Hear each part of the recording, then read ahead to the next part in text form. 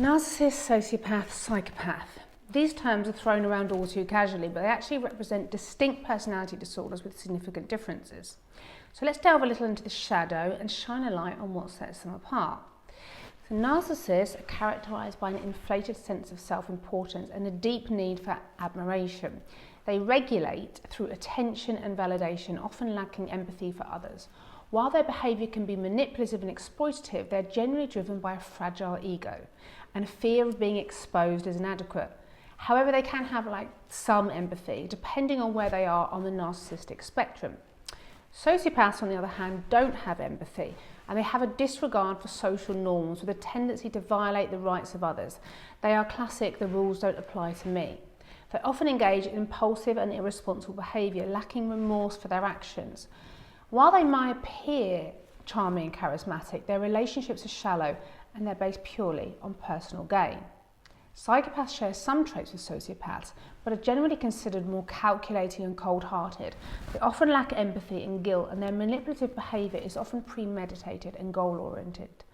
Unlike sociopaths, who may be impulsive and hot-headed, psychopaths are more likely to be calm and collected, even in the face of violence. One of the best ways to distinguish between them is by using key differences, and the key differences between these disorders lie in their underlying motivations. Narcissists are driven by a need for validation and admiration, while sociopaths are motivated by disregard for rules and a desire for personal gain. Psychopaths, however, are often driven by a more sinister desire for power and control. Another distinction lies in their capacity for empathy. Whilst narcissists may struggle with empathy, they are not entirely devoid of it. Sociopaths and psychopaths, however, typically lack empathy altogether, making it difficult for them to form genuine emotional connections.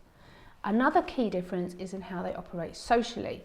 Narcissists can form relationships, often where they're simply bullying someone, and blend into society. Sociopaths can form relationships with other sociopaths, e.g. mafia members, whereas psychopaths tend to be lone wolves.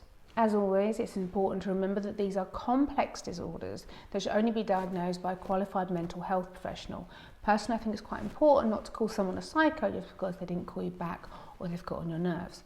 While these terms are often used interchangeably, understanding the nuances between them can help us better recognise and navigate these very challenging personalities. As always, if you suspect that someone you know may have one of these disorders, it's crucial to seek professional guidance and prioritise your own safety and well-being. Always put yourself first.